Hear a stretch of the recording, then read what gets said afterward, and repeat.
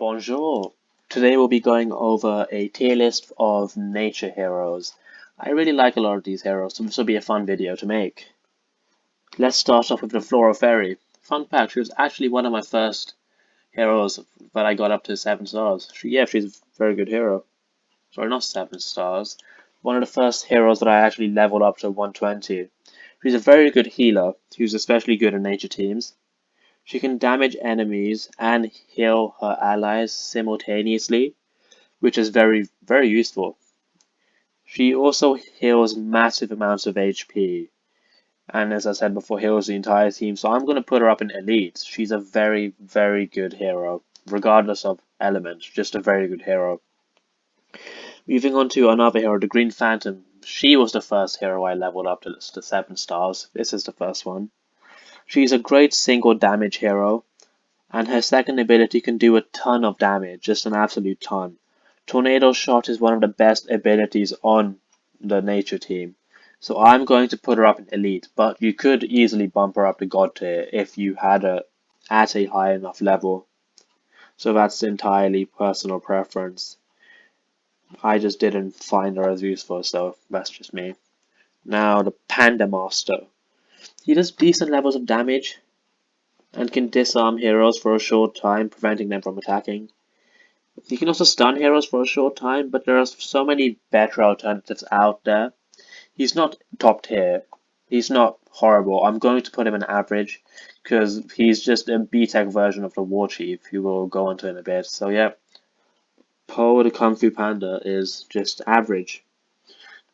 And then moving on to the Totem Shaman.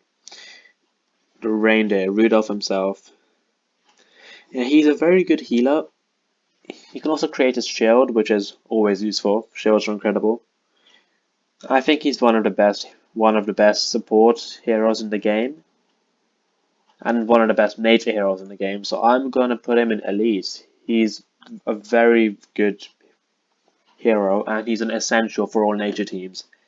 Now the Tree of Eon. This guy is an incredible tank. In my opinion, he's the best tank in the entire game. I've been trying to get him for a while now. I've recently unlocked him. I'm going to get him up to 7 stars, promote him, and throw him in my team. I'm going to swap out to Shield Vigilante finally. This guy's just incredible. He's a very good tank. He has high attack damage on his first ability and can connect enemies and deal even more damage.